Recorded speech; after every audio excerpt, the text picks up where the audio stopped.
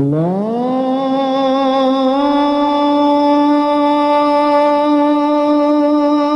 Akbar,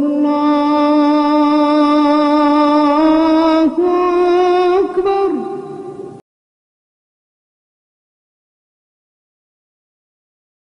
Wa qala ta'ala fi ayatin ukhra, a'udzu billahi minasyaitonir rajim. Ya ayyuhalladzina amanu taqullaha wa qulu qawlan sadida yuslih lakum a'malakum wa yaghfir lakum dhunubakum wa may yuti'illaha wa rasulahu faqad faza fawzan 'azima. Shadaqallahul 'azim wa ballagha rasuluhul karim wa nahnu 'ala dzalika minasyahidin. Bapak-bapak, saudara-saudara kaum muslimin jamaah Jumat yang dimuliakan Allah Subhanahu wa taala.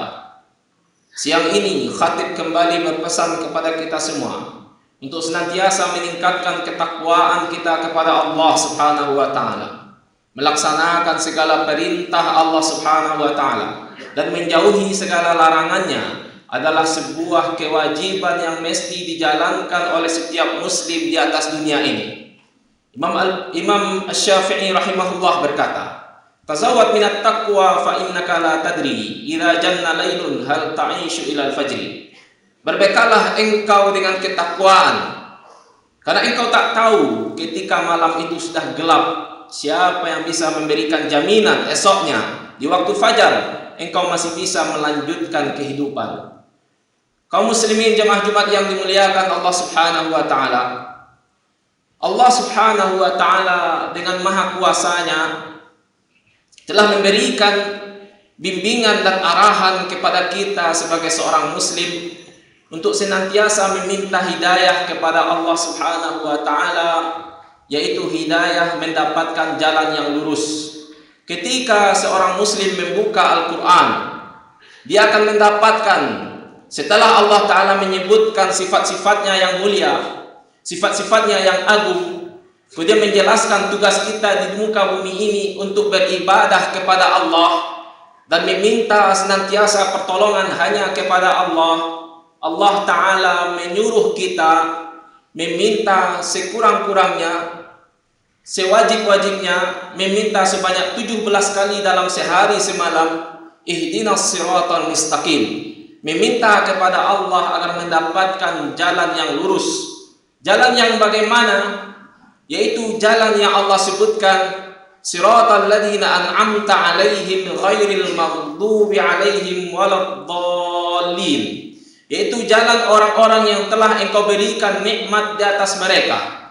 Jalan para syuhada, jalan orang-orang saleh, jalan para al-anbiya, jalan orang-orang baik, bukan jalan orang-orang yang Allah murkai.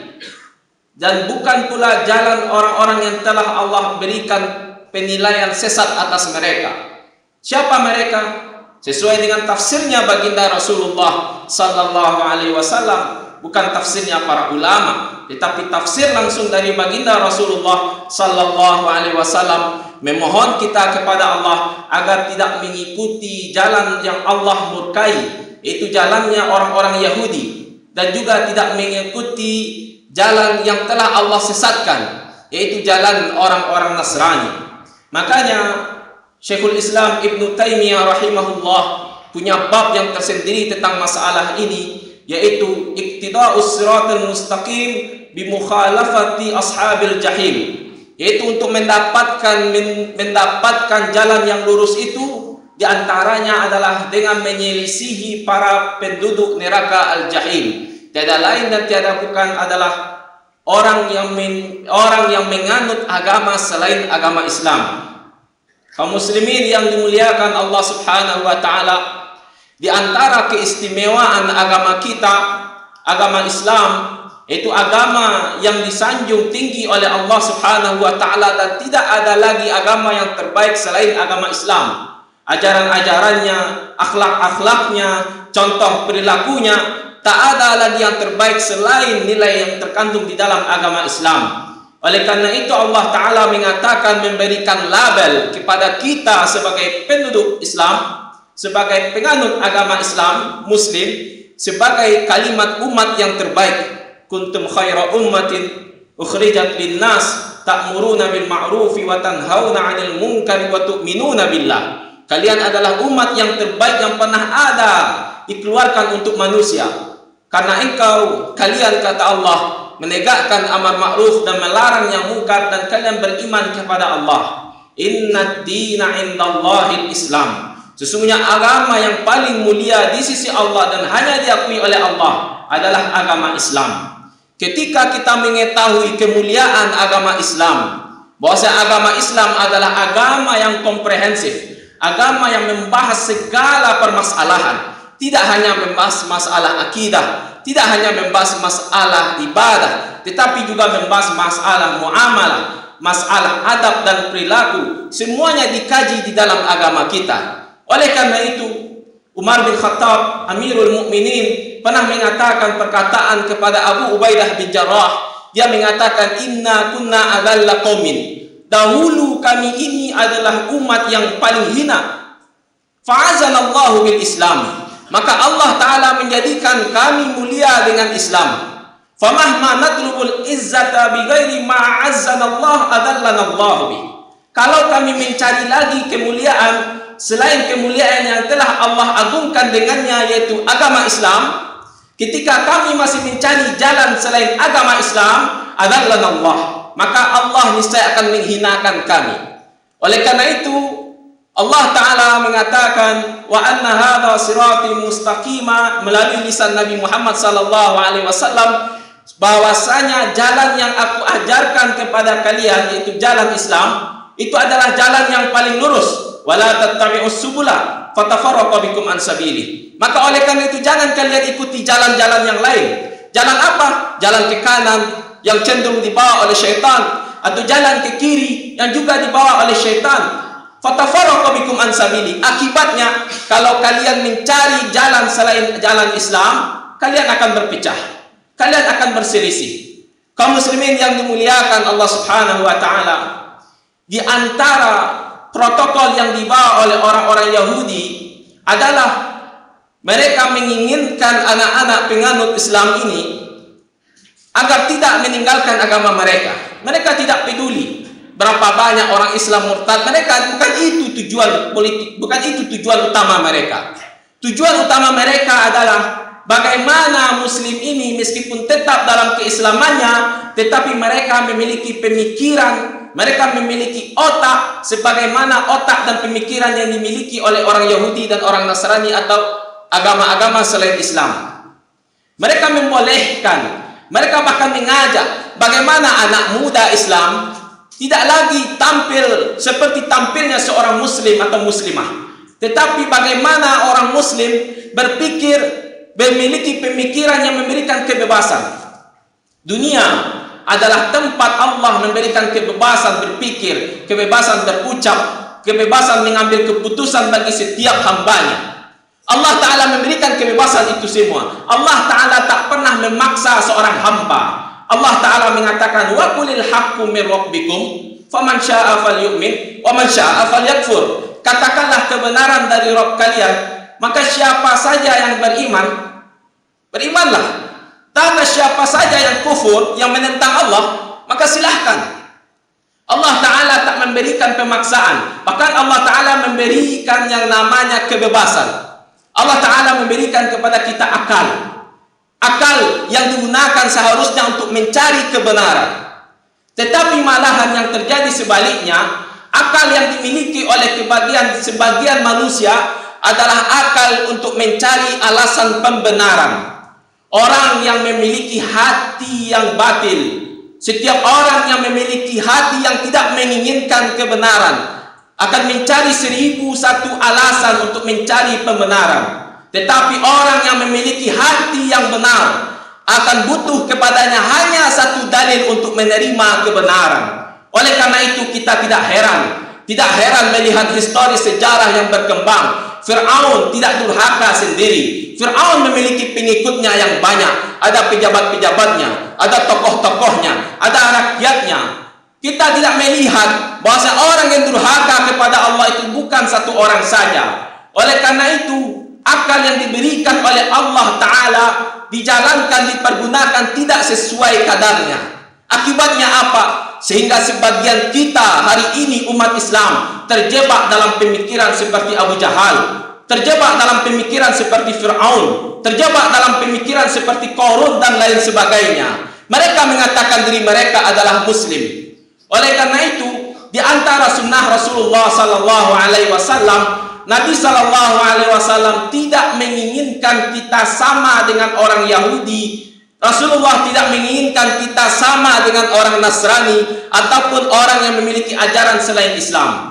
Bahkan di dalam ayat Al-Quran Allah Ta'ala menjelaskan secara tegas dan lugas, walan tarda ankal yahudu walan nasara hatta tattabi'a millatahum qul inna hudallahi wal huda walain ittaba'ta ahwa'ahum ba'da alladhi ja'aka minal ilmi ma laka minallahi wali wala nasir.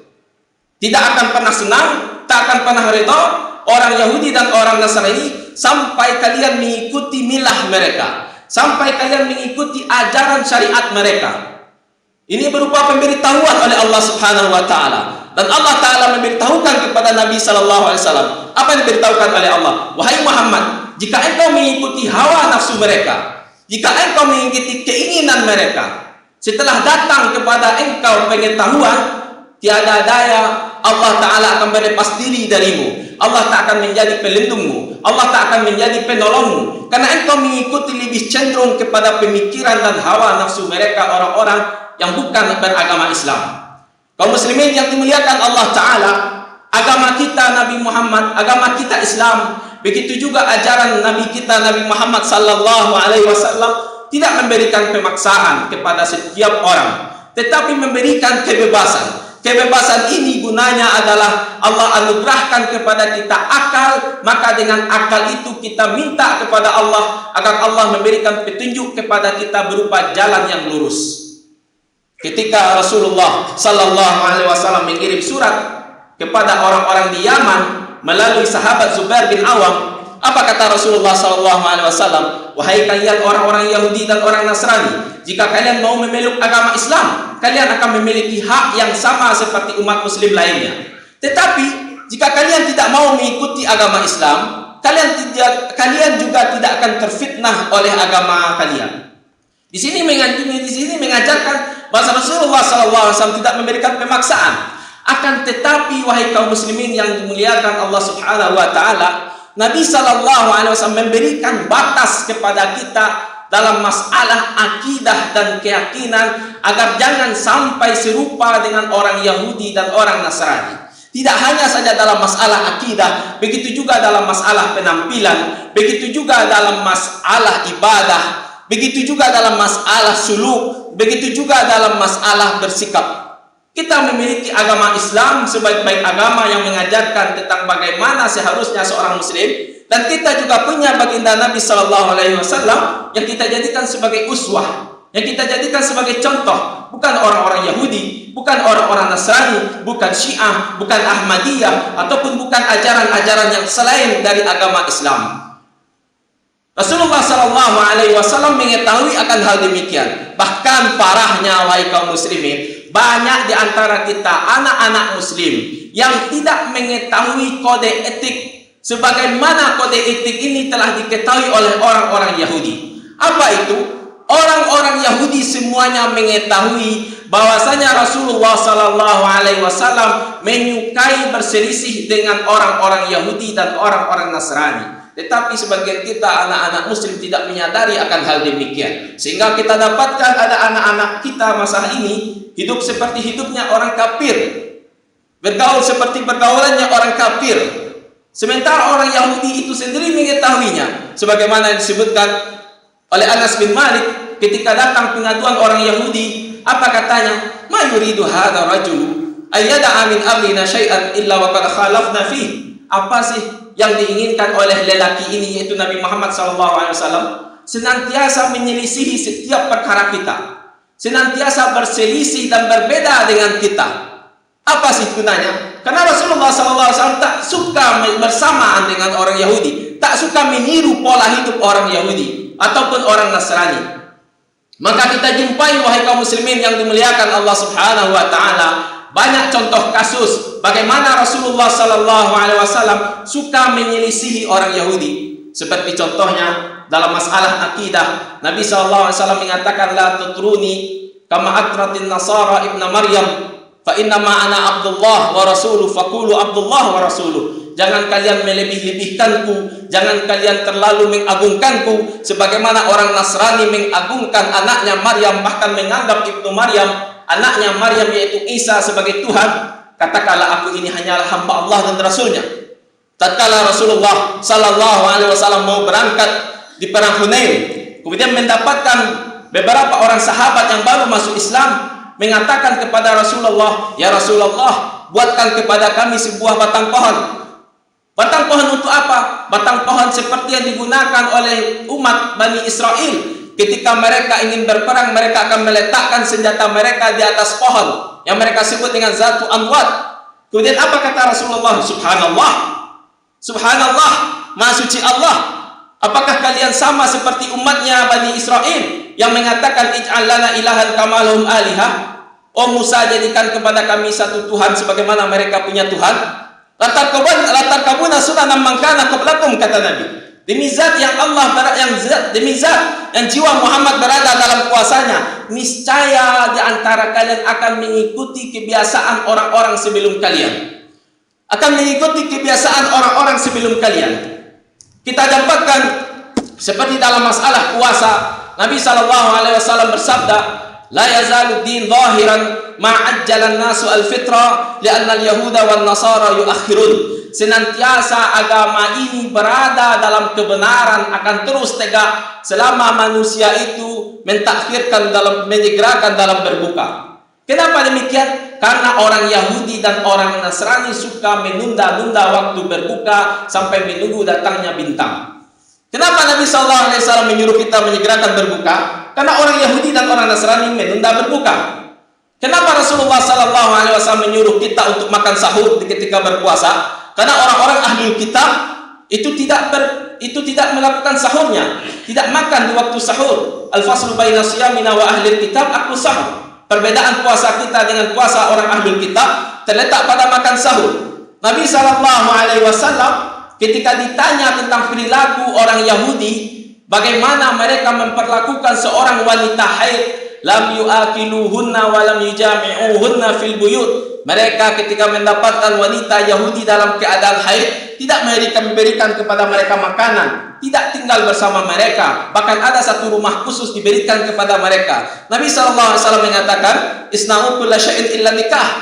Perlakukan wanita haid itu apapun selain berhubungan. Kenapa begitu? Karena Nabi SAW suka menyelisihi orang-orang Yahudi dan orang-orang Nasrani. Kaum muslimin yang dimuliakan Allah Subhanahu wa taala, inna likulli qaumin ida. Setiap kaum itu punya hari raya. Setiap kaum itu punya hari raya. Ketika kita memahami maksud dari sabda Nabi SAW, tanyakanlah kepada setiap penganut. Kita tanyakan kepada penganut agama Buddha, kenapa mereka memperingati hari rayanya? Pasti di sana ada latar belakang agama. Ketika kita tanyakan kepada penganut agama Hindu, kenapa mereka merayakan Nyepi? Pasti di sana ada latar belakang agama. Begitu juga ketika kita tanyakan kepada penduduk Nasrani atau Kristiani yang mereka kenal dengan Christmas, maka mereka akan memberikan alasan yang merupakan di sana ada alasan agama. Maka Nabi SAW mengajarkan kepada kita, tatkala Nabi SAW sampai di kota Madinah, kemudian mendapatkan penduduk Madinah merayakan hari raya yang mereka rayakan pada saat waktu di masa-masa jahiliyah. Apa kata Nabi SAW? Innallaha qad abdalakum bihima khairan minhuma yaumal adha wa idul fitr. Sesungguhnya Allah telah mengganti kepada kalian hari yang terbaik dari keduanya. Artinya diganti. Jangan kalian rayakan lagi, jangan kalian agungkan lagi hari itu, karena Allah telah mengganti dua hari yang lebih baik dari itu, yaitu hari Idul Adha, begitu juga dengan hari Idul Fitri. Ketika Nabi SAW disebutkan dalam Al-Bukhari dari riwayat Ibunda Aisyah, ketika Abu Bakar mendatangi rumah Rasulullah Sallallahu Alaihi Wasallam, kemudian mendapati para budak perempuan dua orang lagi bersenandung membahas tentang pembantaian kaum Ansar pada perang Bu'ah. Apa kata Abu Bakar? Abu Bakar mengatakan, amazamiru syayatin fi baiti Rasulillah, apakah ada suruling-suruling syaitan di rumah Rasulullah sallallahu alaihi wasallam? Maka Rasulullah SAW mengatakan, "Da'huma ya Abu Bakar, inna likulli qaumin 'ida wa hadha 'iduna." Biarkan mereka berdua bersenandung, wahai Abu Bakar. Sesungguhnya setiap kaum punya hari raya dan ini adalah hari raya kita. Nabi sallallahu alaihi wasallam mengajarkan bahwasanya yang dirayakan, yang mesti dibahagiakan, kita ikut serta di dalamnya hanya perayaan umat Islam dan tidak merayakan hari raya umat selain umat Islam. Oleh karena itu kaum muslimin yang dimuliakan Allah Ta'ala, sesuai dengan fatwa Majelis Ulama Indonesia nomor 56 tahun 2016 yang mengatakan setiap muslim dilarang menggunakan atribut keagamaan agama lain karena itu adalah haram. Bahkan fatwa MUI tahun 1981 mengatakan haramnya mengucapkan selamat Natal.